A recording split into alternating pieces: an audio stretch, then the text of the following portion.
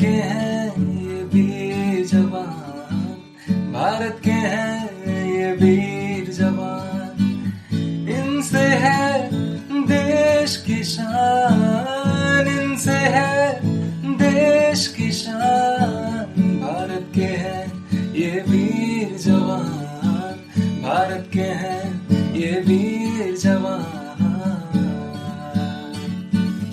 इनसे है देश का गौरव, इनसे है देश का गौरव, इनसे है देश की शान, भारत के हैं ये वीर जवान, भारत के हैं ये वीर जवान।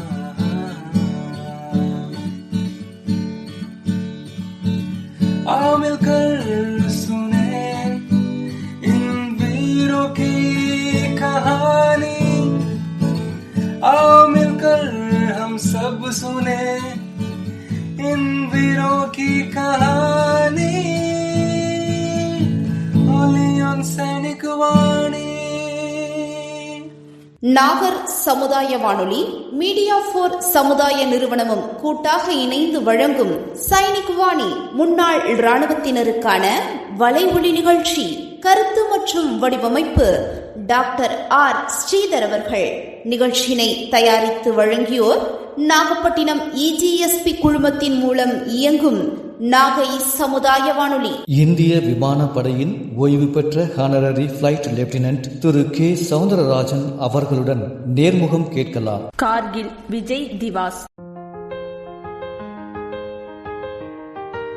வணக்கம் அன்பு நேயர்களே, இது EGS பிள்ளை சமுதாய வானொலி 90.0.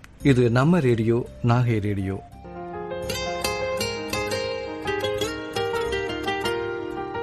இன்னைக்கு பாத்தீங்கன்னா கார்கில் விஜய் திவாஸ், அதாவது கார்கில் வெற்றி தினம். ஒவ்வொரு ஆண்டும் ஜூலை மாதம் 26ஆம் தேதி நாம இந்த தினத்தை நாம அனுசரிக்கின்றோம். இன்னைக்கு பார்த்தோம்னா 25ஆம் ஆண்டு தினமாக நாம இன்னைக்கு இந்த தினத்தை அனுசரிக்கிறோம். அந்த வகையில இந்த கார்கில் வெற்றி தினத்தை முன்னிட்டு நமது EGS பிள்ளை சமுதாய வானொலி நிலையத்திற்கு தன்னுடைய பணி அனுபவங்களை பகிர்ந்து கொள்வதற்காக இந்திய விமானப்படை பிரிவின் ஹானரரி பிளைட் லெப்டினன்ட் திரு கே சவுந்தரராஜன் அவர்கள் நம்ம நிலையத்திற்கு இன்னைக்கு வருகை புரிந்திருக்காங்க.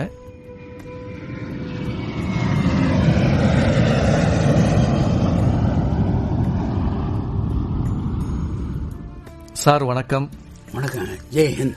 இந்த அருமையான நாள்ல நம்ம நிலையத்திற்கு வந்திருந்து உங்களுடைய பணி அனுபவங்களை இந்த கார்கில் விஜய் திவாஸ்ல நம்மோடு பகிர்ந்து கொள்வதற்கு வந்திருக்கும் உங்களை நமது EGS பிள்ளை சமுதாய வானொலி நிலையத்தின் சார்பில் எங்களுடைய நன்றியையும் வரவேற்பையும் தெரிவித்துக் கொள்கிறோம். இப்ப நம்முடைய வானொலி நேயர்களுக்கு உங்களை பற்றிய ஒரு சிறு அறிமுகம். வணக்கம், என்னுடைய பெயர் கே சவுந்தரராஜன். என்னுடைய rank honorary flight lieutenant. Indian விமானப்படையில் 37 வருஷங்கள் 2 மாதங்கள் பணிபுரிந்து வெற்றிகரமாக விடைபெற்று வந்தேன். விடைபெற்று வந்ததிலிருந்து இந்தியன் ஏர்போர்ஸில் இருந்த அனுபவங்கள் எல்லாம் ஒவ்வொரு நாளும் எனது மனதை கவர்ந்து கொண்டே இருக்கிறது. சர்வீஸில் இருக்கும்போது நான் 3 போர்களை பார்த்திருக்கிறேன். அதாவது Indo Pak war 1971, Indo Pakistan aggression and Kargil war. என்னுடைய ஃபேமிலி, எனக்கு மனைவி, 2 குழந்தைகள், பையன் பெரியவன் மற்றும் எனது பெண் கோயம்புத்தூரில் இந்தி டீச்சராக பணிபுரிந்து கொண்டிருக்கிறார். எனது ஃபேமிலி இவ்வளவுதான். அவங்களுக்கு 2 குழந்தைகள் இருக்குது, எல்லாரும் படித்துக் கொண்டிருக்கிறார்கள். சரிங்க சார். இப்போ நீங்க உங்களுடைய பள்ளி பருவம், உங்களுடைய சொந்த ஊர், உங்களுடைய பள்ளி பருவம், கல்லூரி பருவம் அப்படின்னு இருக்கு இல்லையா, அதை பத்தி சொல்லுங்களேன். என்னுடைய சொந்த ஊர் அருவங்காடு, ஊட்டி பக்கத்தில் இருக்கிறது, நீலகிரி டிஸ்ட்ரிக்ட். நான் காலேஜ் ஃபேக்டரி அருவங்காடு பள்ளிக்கூடத்தில் படித்தேன். 11ஆம் வகுப்பு முடிந்து PUCயை ஊட்டி ஆர்ட்ஸ் காலேஜில் படித்து முடித்தேன். அப்போதுதான் இந்தியன் ஏர்போர்ஸில் சேர வேண்டும் என்ற ஆசை வந்தது. ஏனென்றால் எங்கள் வீட்டுக்கு முன்னாடி தான் MRC மெட்ராஸ் ரெஜிமெண்ட் சென்டர்னு ஒன்று இருந்துச்சு. நடக்கிற பரேடு, PT அதெல்லாம் பார்க்கும்போது உள்ளுந்து நம்மளும் இது மாதிரி செஞ்சு இருக்கலாமே, எப்படி இருக்க முடியும், இருக்கலாம். அப்படி இருக்கும்போது தான் கோயம்புத்தூர்ல இன்டர்வியூன்னு ரேடியோ நியூஸ் வந்துச்சு. உடனே வீட்டில் சொல்லிட்டு நான் கோயம்புத்தூருக்கு போயிட்டேன். போயிட்டு ஒரு 3 நாள் இன்டர்வியூ நடந்துச்சு. நாங்கள் ஒரு 720 பேர் இருந்தோம். அதில் மொத்தம் 3 நாள் கழிச்சு பார்த்தா 22 பேர் தான் இருக்கும். செலக்ட் பண்ணி முடிச்சுட்டு ஒரு 3 மாசம் கழிச்சு எங்களை கூப்பிட்டாங்க. அப்போ நீங்க அந்த பணியில போறேன், இந்த வேலைக்கு போறேன்னு சொல்றப்போ உங்களுடைய பெற்றோர்கள், உங்க வீட்டுல உள்ளவங்க இதுக்கு ஆதரவு கொடுத்தாங்க. கொடுத்தாங்க. ஒன்றும் பயம் இல்லை, ஒன்றும் பயம் இல்லை, அதெல்லாம் ஒன்றும் இல்லை, போயிட்டு நல்லா வரட்டும் அப்படின்ட்டாரு எங்கள் அப்பா. எங்கள் அம்மாவும் கவலை இல்லை. ஏன்னா எங்கள் வீட்டில் இன்னொரு விஷயம் சொல்லட்டுமா, எனக்கு வந்து கூட பிறந்தவங்க 11 பேர், 5 அண்ணன் தம்பிங்க, 6 தங்கைமாரு. அப்படி எங்கள் வீடு பெருசு தானே. எங்கள் அப்பா அவங்க அருவங்காடு ஃபேக்ட்ரியில் தான் வேலை செஞ்சுட்டு இருந்தாரு. சரி போயிட்டு வா, ஏதாவது நல்லா வேலை கிடைச்சா இரு, ஏர்போர்ட் சேர்ந்து என்ன இருப்போகுது, இங்கே இருக்க எத்தனை ஆர்மிக்காரங்களாம் ஓடிட்டு இருக்காங்க, வந்துருக்காங்க, குதிரை ரேஸ் போகிறாங்க, அது மாதிரி நீ கற்றுட்டு வா அப்படின்னாரு. சரி நல்லா சப்போர்ட் கிடைச்சி, எங்கள் அண்ணா 2 சப்போர்ட் பண்ணாரு. சரி நான் போயிட்டு ரெக்ரூட் ஆகிட்டு வந்துட்டேன். அப்போ வந்து நீங்க ஆரம்பத்திலே உங்களுக்கு வந்து உங்க வீட்டுக்கு பக்கத்திலேயே அங்க எம்ஆர் சென்டர் இருந்ததுனால நீங்க வந்து உங்களுக்கு வந்து இயற்கையாவே உங்களுக்கு ஒரு ஆர்வம் வந்துருச்சு.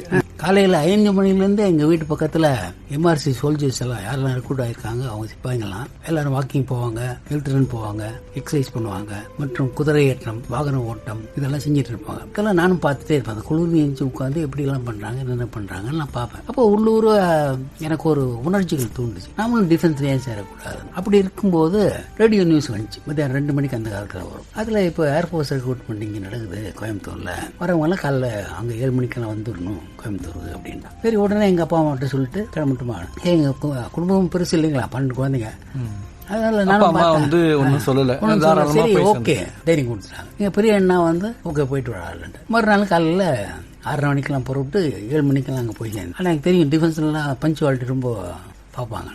நாங்கள் போனோன்னு டக்கு நல்லா உள்ளே போனேன். கரெக்டாக 7:30 மணிக்கு டோரை க்ளோஸ் பண்ணிட்டாங்க. அங்கே பார்த்தா ஒரு 1000 பேர் இருக்கிறாங்க மக்கள். இது கிடைக்கிறதா கிடைச்சா லக்கு இல்லைன்னா 3 நாள் டெஸ்ட். அது முடிச்சு கடைசியில் பார்த்தா நான் முதல்ல அவர்கிட்ட கேட்டேன், ரெக்ரூட்மெண்ட் ஆஃபீஸர் சார், அவர் total how many members are there? 721. கடைசி செலக்டட் வந்து only 22 members தான். Okay within 3 months you will get அப்பா enrolment order, you will come and join.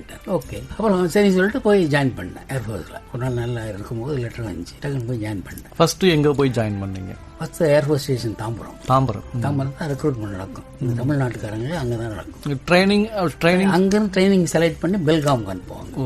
பெல்காமும் ஒரு 1 year ட்ரைனிங். அது முடிச்சு நமக்கு பாசிங் அவுட் பீரியட் எல்லாம் முடிஞ்சோடனே நம்மளை எங்கே போஸ்டிங் வேகன்சி இருக்கோ அங்கே அனுப்புவோம். ஏன்னா முதல் அன்பு வந்து ஜாம்நகர் குஜராத்தில். அங்கேருந்து 3 வருஷம் இருந்தேன். அதை முடிச்சு அங்கேருந்து என்ன பண்ணாங்க, நேராக ஏர்ஃபோர்ஸ் ஸ்டேஷன் இண்டன்னு ஒன்று டெல்லியில் காசியாபாத் பக்கத்தில் அங்கே போட்டாங்க. அங்கே ஒரு 8 வருஷம் இருந்தேன். அங்கேருந்து கசோலிக்கு மாற்றி விட்டாங்க. கசோலியா சிம்லா முடிச்சோன்னா ஹைதராபாத் வந்தேன். ஹைதராபாத்ல இருந்து வடோதராவுக்கு போனேன். வடோதரா இருந்து பட்னிடாப் ஹை ஆல்டிடியூட், ரொம்ப சென்சிட்டிவான யூனிட், அங்கே அனுப்புனாங்க. அங்கே ஒரு 2 வருஷம் இருந்தேன். அது முடிச்சோடனே கோயம்புத்தூருக்கு போஸ்டிங் கொடுத்தான். சாய்ஸ் போஸ்டிங் கொடுப்பான். ஏன்னா ஹை ஆல்டிடியூட் இல்லையா, -19 டிகிரிக்கெல்லாம் போகும். பனி படர்ந்த மலை, கடுமையான பனி படர்ந்த மலைகள், அப்படி பூ மாதிரி கொட்டும், பனி கொட்டும் போது. ஆனால் காஞ்சி போனோன்னு அதை முடிஞ்சு அங்கேருந்து என்ன கோயம்புத்தூர் வந்தேன். கோயம்புத்தூரில் இருந்தேன். இங்கே ஒரு 4 வருஷம் இருந்தேன். 4 வருஷத்துல வந்து மக்களுக்கு முடிஞ்ச அளவுக்கு ஹெல்ப் பண்ணிட்டேன். செஞ்சு எல்லாரும் முடிஞ்சு அந்த மாதிரி எனக்கு இது கொடுத்தாங்க. கோயம்புத்தூர்ல இருந்து நேராக வந்து பாக்டோரான்னு ஒரு இடத்துக்கு அனுப்புறேன். அங்கேயும் சென்சிட்டிவ் தான். அது முடியும் நேராக வந்து ஏர்ஃபோர்ஸ் ஸ்டேஷன் ஆதம் போகணும். அங்கே ஒரு 4 வருஷம் இருந்துட்டு நேராக வந்து தர்பங்கான்னு ஒரு இடத்துக்கு அனுப்புறேன். பீகாரில் ஒரு சின்ன ரன்வே தான். எல்லா மினிஸ்டர் வந்து அதில் தான் இறங்குவாங்க போவாங்க. எல்லாத்தையும் பார்த்துருக்கேன் நான். ஆல்மோஸ்ட் பீகாரில் இருக்க மினிஸ்டர் அத்தனை போயிடுவோம். பார்த்துங்க பண்ணி எப்படி இருக்கும் இல்லையா. அங்கேருந்து அதை டென்னூர் முடிச்சுட்டு சூலூர் வந்தேன். கடைசி போஸ்டிங் கோயம்புத்தூர். இங்கே வந்து அங்கே சூப்பர் நியூஸ்ல ரிட்டையர்ட் ஆயிட்டீங்க. தங்களுடைய 37 ஆண்டுகள் பணியாற்றிருக்கீங்க அப்படின்னு சொன்னீங்க. அந்த 37 ஆண்டு காலத்துல வந்து கிட்டத்தட்ட எத்தனையோ ஊர்கள், 40க்கும் மேற்பட்ட ஊர்களுக்கு பயணம். நிறைய ஊர் தெரியும். அங்க போவோம், இங்க போவோம், பக்கத்துல ஊருக்கு கோயில் இதெல்லாம் போஸ்டிங்ல ட்ரைனிங். அப்ப பேர் தான் ட்ரைனிங். அங்க அந்த போஸ்ட் சென்டர்ல இருக்கணும். ஆனா நம்ம ஊருக்கு கிடைச்ச சான்ஸ் வச்சு எல்லா ஊரும் பார்த்துட்டு வந்துடுறது. நீங்க முதல்ல ஜாயின் பண்ண ஊர் வந்து என்ன ஊரு?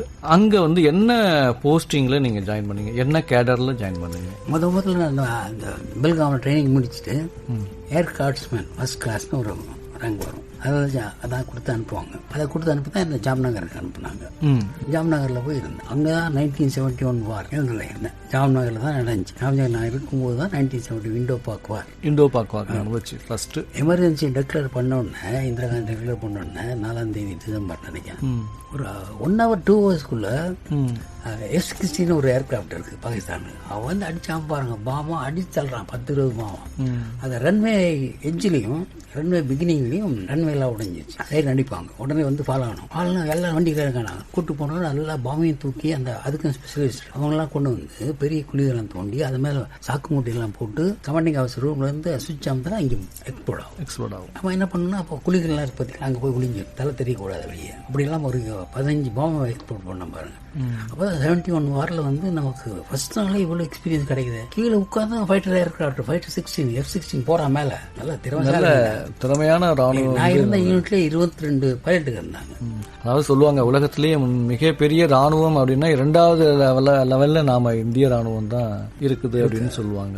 இந்திய ராணுவம் வந்து நம்ம ஒண்ணுமே இல்லை பாருங்க. 71 நம்ம என்ன சும்மா அப்படி ஏர்போர்ட் அப்படின்னு வச்சேன். இருந்தாலும் அந்த அண்டர் ஏர்கிராஃப்ட் நாட்டு ஏர்கிராஃப்ட் ரொம்ப வேலை செஞ்சுச்சு. அந்த பேஸ்ல தான் இருந்தேன். அதன் பிறகு அங்க அந்த வாரம் நடந்துட்டே இருக்கு இல்லையா. டெய்லி அப்படி கூட நான் எல்லா பைலட் எனக்கு 22 பைலட் எங்க யூனிட்ல. அதுல அந்த நிர்மல் சிங் ஒரு பைலட் இருந்தார். ஃபிளைட்ல அவர் இறந்து போயிட்டார். ஒருத்தர் தான் இறந்து போனார். அவருக்கு ஃபியூனரெல்லாம் நாங்கள் தான் செஞ்சோம். பாடியெல்லாம் நீங்க தான் ஜாம்நகர்லேயே பண்ணி ஜாம்நகர்ல போகும்போது வந்தாங்க. 71 வாரம் வந்து கொஞ்சம் எக்ஸ்பீரியன்ஸ் கிடைச்சி டே டு டே டெய்லி நமக்கு ஒரு எக்ஸ்பீரியன்ஸ் கிடைச்சிட்டே இருப்பாரு. அந்த 10 நாள் 10 எக்ஸ்பீரியன்ஸ். இப்படி நமக்கு அறியாம நம்ம தைரியம்லாம் வந்துடும். நம்ம சண்டை போடணும் என்ன பண்ணலாம் இல்லையா அப்படி இருந்தேன். அதை முடிச்சு அதெல்லாம் முடிஞ்சு சரி ஓகே 71 வார் வந்து டெக்ளேர் முடிஞ்சு கேஜி தோன். அதுல இருந்து நேரம் வந்து எனக்கு வந்து போஸ்டிங் வந்து இண்டன் கொடு. அது பெரிய பேஸ் ஏர்ஃபோர்ஸ் ஸ்டேஷன்னால பெரிய பேஸ். லார்ஜர் யூனிட்ஸே நிறைய அங்க வந்து கலர் பிரசன்டேஷன்லாம் கொடுப்பாங்க. பிரசிடென்ட் வந்து கொடுப்பாரு 4-5 யூனிட்க்கு கலர் பிரசன்டேஷன் அதெல்லாம் பார்ப்போம். இப்போ அதுக்கு முன்னாடி இந்த சைனா வார் அப்போலாம் நீங்க ஜாயின் பண்ண 70க்கு அப்புறம் தான் 70க்கு அப்புறம் ஜாயின் பண்ணீங்க.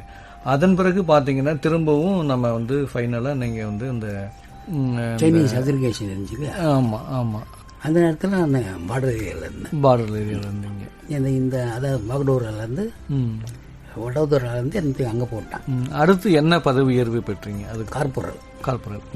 அதுக்கப்புறம் சார்ஜென்ட் இருந்தீங்க. அப்புறம் JW ஜூனியர் வாரண்ட் ஆஃபீஸர், அப்புறம் warrant officer, master warrant officer, flying officer. இவ்வளவு படிப்படிப்படிப்படி இத்தனை பதவி உயர்வுகள் பணிக்காலத்துல இவ்வளவு வருஷம் லாங் சர்வீஸ். உங்களுடைய சர்வீஸ் லாங் சர்வீஸ் நிறைய ப்ரமோஷன்ஸ் நிறைய இல்ல. லாங் சர்வீஸ் குயிக் ப்ரமோஷன் என்ன எங்க பொறுத்தவரை குயிக் ப்ரமோஷன் கடைசி ப்ரமோஷன் கடைசியில் கொடுப்பான். MW வரை நல்லா வந்துச்சு. நீங்க ஒரு கஷ்டமான சூழ்நிலைகள்லாம் அனுபவிச்சிருப்பீங்க இல்லையா? எந்த மாநிலத்துல இருக்கிறப்போ நீங்க? ஜம்மு காஷ்மீர்ல இருக்கு. ஜம்மு காஷ்மீர் பனி படர்ந்த மலை இல்லையா, குளிரான குளிர் தாங்க முடியாது. அதுல ஒரு நாள் வந்து முக்கியமான வேலை செய்யணும். 8 மணிக்கெல்லாம் நான் அனுப்பி ஆகணும். அந்த இதெல்லாம் முக்கியமான அங்கிருந்து எங்க கம்பெனிக்கு அவசர் ராஜன் மேல வான்னு கூப்பிடுறாரு. நான் எப்படி மலையில ஏறது 2 பேரை கூட்டிட்டு இப்படி ஏறி போவான். போயிட்டு எல்லாம் கீழே போகும்போது பனி காலை வச்சிருந்தேன். டைன் உள்ள போயிட்டேன். அப்படி உள்ள குழிக்குள்ள போயிட்டேன். ஒண்ணுமே தெரியல எனக்கு. இந்த சைடு எங்க போறதுன்னு தெரியல. பனியா மூழ்கிச்சு மேல. அப்போ என் கூட 2 பசங்க வந்தாங்க. அவங்களும் ஒரு DSC வந்தாரு. அவர் வந்து உடனே என்ன பண்ணாரு, காலால உதைச்சு என்னை வெளியே எடுத்துட்டாங்க. வெளியே எடுத்து அப்படி கிராவலிங் பண்ணிட்டு அப்படி போய் அந்த டோர் பக்கத்து இடினார். அந்த கூட வந்தவர் உடனே கிராவலிங் பண்ணி டைன் போன சைக்கிள் ஐஸ்ல காலை வச்சு தான் இழுத்துட்டு போவேன். ஒரு கிராவலிங் பண்ணிட்டு அப்படியே போனேன். டக்குன்னு டோர் அடிச்சு டோர் ஓப்பன் ஆயிடுச்சு. உள்ள பார்த்தா எல்லாம் காத்துருக்காங்க எனக்காக. சார் என்ன சார் எங்க சார் நீ எங்க எங்கேயும் கண்டுபிடிக்க முடியல. எப்படி சார் இதே மாரி நிறைய உங்களுக்கு இன்னும் வேற அதே இடத்துல தான் கீழே போய் நம்ம ரேஷன் எல்லாம் கொண்டு வரணும். பனி பெய்யுது. பனி கடுமையான பனி. சக்திமான் வண்டி ஓட்டுறது எவ்வளவு கஷ்டம். இவ்வளவு ரோட்ல அதுல வந்து பனியில வந்து மாட்டிச்சு வண்டி மாட்டிச்சு. எங்கேயும் போக மாட்டேங்குது. என்ன பண்றது? சரி அங்கேயே இருங்க எல்லாம். அங்கேயே 3 மணி நேரம் காத்திருந்தேன் பாருங்க. ஒண்ணும் இல்லை, தண்ணி இல்லை, ஒண்ணும் இல்லை. ரேஷன் அரிசி பருப்பா சாப்பிட முடியும். இப்படியோ அப்படி இப்படின்னு பண்ணி மேல இருந்து யூனிட்ல இருந்து செயின் எல்லாம் கொண்டு வந்துட்டாங்க.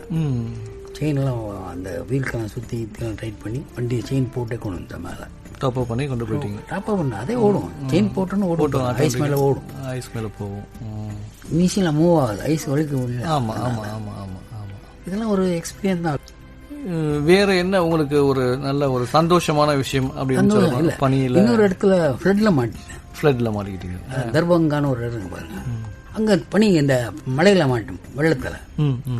திடீர்னு 5 மணிக்கு பார்த்தா வெள்ளம் வருது மேப்பால இருந்துடுறான். அடிச்சு போட்டு நான் தான் ஒருத்ததான் இருக்கேன். எங்க கம்பெனிக்காக ஊருக்கு போயிட்டாரு. இன்னொரு ஆஃபீஸ் வந்து லீவ்ல இருக்காரு. ஒருத்தர் இருக்கார், அவரும் ரன்னிங்கில் இருந்தார். நான் உடனே 2 வண்டி எடுத்தேன். அங்கங்கே பறந்தேன், எங்கெல்லாம் காட் போஸ்ட் இருக்கு அங்கெல்லாம் போய் உடனே பேக்கப் பண்ணுவேன், எல்லாம் வந்துருங்க. பில்டுக்கு போய் எல்லா சாமான் எடுத்து உள்ளே வந்துட்டு நேராக போங்கட்டேன். அதே மாதிரி ஃபேமிலிக்கு ஆர்டர் பண்ணி எல்லாரும் இந்த பில்டிங் வந்துருங்கட்டேன். சரி, ஒரு 9-10 மணி இருக்கும். அங்கே கார்டு ரூம்னு ஒன்று இருக்கும். அங்கே பார்த்தா நாங்கள் உட்காந்தோம், பெஞ்சு மேலே உட்காந்துருக்கோம் பாருங்க, இந்த டேபிள் மேலே உட்காந்துருக்கோம். பாம்பெல்லாம் அப்படி வருது தண்ணியில். பக்கத்தில் பெரிய பெரிய வில்லேஜ். பாம்புகள்லாம் பார்த்தா என்ன ஆகும்? பயம் வரும். தண்ணியில் சாப்பிட்றது காலையில் பெரிய குச்சி 2 கிடச்சி. என் கூட ஒரு போலீஸ் இருந்தார், அவரும் இன்னொருத்தரும் நானும் இன்னொரு பையனும் சேர்ந்து சரி எங்கள் 2 பேர் கொண்டு அங்கே பில்லட்டில் விடுன்ட்டேன். உடனே அவருக்கு தோலை மட்டும் பிடிச்சிக்க, அவர் நல்லா ஹைட்டாக இருப்பான். 2 தோலை மட்டும் பிடிச்சிங்க, என் குச்சி எங்கே வைக்கிறோம் அங்கே தான் கை வைக்கணும்னா. ஒரு 1 கிலோமீட்டர் இருக்கும். உடனே வந்த தண்ணியில் கழுத்தளவு தண்ணி, எல்லா பில்டிங்குமே மூழ்கி கிடக்குது. எப்படி என்ன ஆகுது இல்லையா? வீடெல்லாம் மூழ்கி கிடக்குது. இங்கிலேருந்து வீட்டில் இருந்தவங்களாம் மேலே வந்துட்டாங்க. நிறைய சவால்கள். ஒரு பக்கம் அந்நிய எதிரி படையோட தொல்லை, ஒரு பக்கம் இயற்கையோட தொல்லை. 2 தொல்லைகளுமே நீங்க சந்திச்சு ஒரு சவாலா நின்று எதிர்பார்த்து அதை வாழ்க்கையில தேவை பாருங்க. அந்த சவாலை எதிர்த்து ஜெயிச்சு வந்திருக்கீங்க. டிஃபென்ஸ்லன்னு போனா இந்த மாதிரி எக்ஸ்பீரியன்ஸ் இருந்தாதான் நமக்கு நல்லது. அப்பதான் நம்ம குழந்தைகிட்ட நாளைக்கு சொல்றாங்க நமக்கு அது மாதிரி தான் எக்ஸ்பீரியன்ஸ். அப்படியே இருக்கும்போது தான் இந்த ஆதம்பூர்ல அங்கதான் நான் இருந்தேன். அப்பதான் கார்கில் வார். ஆதம்பூர்ல இருக்கப்போ கார்கில் வார் டிக்ளேர் ஆச்சு. டிக்ளேர் ஆனே எங்களெல்லாம் கொண்டு போய் அண்டர்கிரவுண்டில் போட்டான். அங்க இருந்தா நீங்க ஆப்ரேட் பண்ணணும், வெளியெல்லாம் வரக்கூடாது, என்ன வேணாலும் ஃபோன் பண்ண வந்துரும்ட்டான். அதே மாதிரி அங்க போயிருந்து இப்பதான் வேலை செய்யலாம் தெரியாது. அந்த டோஸ்ல இருப்போம். காலையில வாத்தா வெளிச்சம் தெரியும், சந்திலாம் பகல் இரவு தெரியாத அளவுக்கு உள்ளேதான் இருக்கும், உள்ளதான் இருப்பீங்க அப்படின்னு சொல்லியிருக்கீங்க. எக்ஸ்பீரியன்ஸ் டோஸ்ல அந்த டோஸ் வேலை செஞ்சுட்டே தான் இருக்கணும், யாருக்கும் ரெஸ்ட் கிடைக்காது. இப்ப இந்த கார்கில் முக்கியமா இப்ப 25வது ஆண்டு தினம், இந்த கார்கில் வெற்றி தினம் நம்ம கொண்டாடுறோம். முக்கியமா சொல்ல போனோம்னா இந்த கார்கில் போர்ல நீங்களும் ஒரு பங்கேற்றிருக்கீங்க. நானே ஒரு ஆக்டிவ் மெம்பர். ஆக்டிவ் மெம்பர் முக்கியமான வேலையில எங்களுக்கு பங்கு உண்டு. எல்லா கம்யூனிகேஷன் நாங்க தான் கொடுக்கணும். அப்போ யாருக்கு என்ன கம்யூனிகேஷன் எப்போ வரும், என்ன பண்ணணும் யாருக்கு தெரியாது, நம்ம தான் தெரியும். உட்காந்து எல்லாம் செய்யணும். அதே மாதிரி கார்கில் வார் முடிஞ்சோடனே மறுநாள் அன்னைக்கு கேண்டில் வச்சு அங்கேருந்து ஒரு 1500 இருப்போம். நாங்கள் விமானப்படையை சேர்ந்தவங்க எல்லாரும் ஒரு கேண்டில் வச்சு, பெரிய கேண்டில் வச்சு இது பண்ணோம். அந்த வெற்றியை கொண்டாடுனீங்க. கிட்டத்தட்ட ஒரு 527 பேர் நம்ம நாட்டிற்காக தன்னுடைய இன்னுயிரை தியாகம் பண்ணியிருக்காங்க இந்த போர். அந்த இருந்தாரு கேப்டன் விக்ரம் பத்ரா. அவர் நல்ல அவர் தான் லீடிங். அவரும் தன்னுடைய உயிரை அவரும் கடைசியில் இறந்துட்டார். மிகச்சிறந்த கேப்டன், நல்ல முன்னின்று நடத்திய கேப்டன் சொல்லுவாங்க. கார்கில் வார் அவர் தான் மெயின். கிட்டத்தட்ட ஒரு 2 மாதங்கள் அந்த வார் நடந்திருக்கு, போர் நடந்தது. 2 மாதங்கள் நடந்து அதுக்கு முன்னாடி 3 மாசத்துக்கு முன்னாடி ப்ரிப்பரேஷன் ரெடி ஆயிடுச்சு.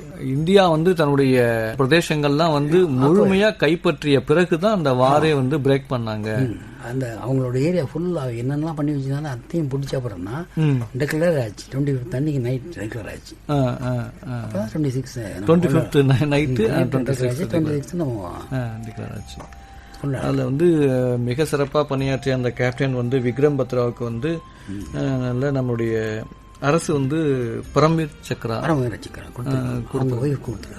இறந்த பிறகு அவங்களுக்கு கொடுப்பாங்க. வாரில் யாராவது இறந்து போனால் அவங்களுக்கு பரம்வீர் சக்ரா, நல்லா தெரிஞ்சவங்க வீர் சக்ரா அது மாதிரிலாம் கொடுப்பாங்க. போர்ஸாக தான் இருந்தாங்க. நம்ம எல்லாருமே ரொம்ப 71 வாரில் அடி வாங்கியிருக்கோம். ஆமாம். அதே மாதிரி அடுத்த வாரிலையும் அடி வாங்கும். கார்கில் நம்ம அடி வாங்கல நிறைய. நம்ம கிட்ட எல்லா ஐட்டமுமே சஃபிஸ்டிகேட் ஐட்டம் வந்துருச்சு. டே டு டே இன்க்ரீஸ் ஆகிட்டே இருக்கு இல்லையா. மாடர்ன் ஏர்கிராஃப்ட், புது ஏர்கிராஃப்ட்லாம் கொண்டு வந்து வச்சு அதெல்லாம் ஆப்ரேட் பண்ண ஆரம்பிச்சோன்னா பாகிஸ்தான்காரங்களாம் ஆட்டம் கண்டுச்சு. அவன் என்னதான் பங்கர் வச்சிருந்தாலும் எப்படியோ உள்ள வரணும்னு ட்ரை பண்ணான், ஆனால் முடியல. மிகப்பெரிய வெற்றியை நம்ம பெரிய வெற்றி தான். அதுக்கப்புறம் ஆமா அது பாத்தீங்கன்னா 71 அப்புறம் 80 அப்புறம் 90 98 10 வருஷத்துக்கு ஒரு ட்ரிப்பு கனெக்ட் பண்ணி வச்சு அவங்க இந்த வார் பண்ற மாதிரி இருந்தது பாகிஸ்தான். ஆமா இப்ப நம்ம இந்த கார்கில் வெற்றியை அனுசரிக்கிறப்போ ஒவ்வொரு ஆண்டும் நம்முடைய பாரத பிரதமர் கூட இந்த டெல்லியில உள்ள இந்தியா கேட்ல உள்ள அமர் ஜவான் ஜோதி இன்னொன்று வார் மெமோரியல் அது ரெண்டுமே வந்து அங்க போயிட்டு வீரர்களுக்கு வந்து மரியாதை செலுத்திட்டு வச்சு மரியாதை அவங்களுடைய பங்களிப்பு மற்றும் தன்னுடைய இன்னுயிரை இழந்த வந்து ஒரு வீரர்களுக்கு மரியாதை செலுத்தி அவங்கள நினைவு கூறும் வகையில வந்து ஒவ்வொரு ஆண்டும் போயிட்டு பாரத பிரதமர் கரெக்டா அந்த இடத்துக்கு போயிடுவாங்க. பாரத பிரதமர் எல்லா டிஃபென்ஸ் மினிஸ்டர்ஸும் எல்லாருமே போவாங்க, எல்லா சீஃபும் போவாங்க. நல்ல மிகப்பெரிய ஒரு வெற்றியை வந்து கொடுத்தது Kargil war. Daily 1 hour practice கொடுப்பான்.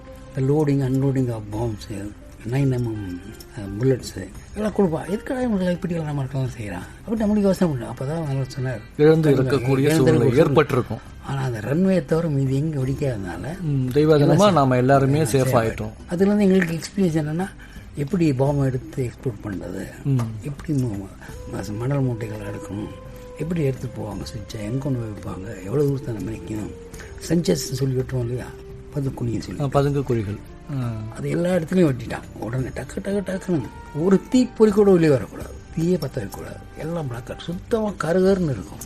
அவன் பைலட் என்ன பண்ணுவான், பாகிஸ்தான்காரன் எங்கே இருக்கான்னு தெரியுமா, அது ஒரு நாளைக்கு 4-5 இடம் நடக்கும். சைரன் அடித்தா ஜம்ப் தான், எந்த ஜன்னல் கிடைக்கோ அதை குதிச்சிடுவான் எல்லாரும். கார்கில் வெற்றிக்கு பிறகு நீங்கள் எங்கே பணியிடம் மாற்றம் செய்யப்பட்டீங்க?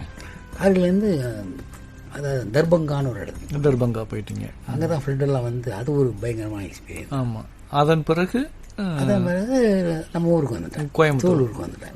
சூலூருக்கு வந்துட்டீங்க. இங்கே வந்து ஒரு 2 வருஷம் இருந்தேன், ரிட்டையர்மெண்ட் ஆகிட்டீங்க. ஓகே. இது வரைக்கும் நம்ம நிலையத்திற்கு வந்திருந்து தங்களுடைய விமானப்படையில் நீங்கள் ஆற்றிய பணியோட அனுபவத்தை நம்மோடு பகிர்ந்து கொண்டீங்க. அதோட கூடுதலாக இந்த கார்கில் விஜய் திவாஸில், அதுலேயும் முக்கியமாக அந்த கார்கில் வாரில் நீங்கள் வந்து பார்ட்டிசிபேட் பண்ணி நீங்கள் அதுலேயும் ஒர்க் பண்ணியிருக்கீங்க. அதுலேயும் உங்களுடைய அனுபவங்களை பற்றி, அதில் உள்ள கஷ்டங்கள்லாம் பற்றி சொல்லி ஒரு வெற்றியை நிலைநாட்டி வந்திருக்கீங்க. நமக்கு நேரம் ஒதுக்கி நிலையத்திற்கு வந்து பணி அனுபவங்களை பகிர்ந்து கொண்டதற்கு இஜிஎஸ் பிள்ளை சமுதாய வானொலியின் சார்பாக என்னுடைய நன்றிகளை தெரிவித்துக் கொள்கிறோம். நன்றிகள். ஜெய் ஹிந்த்.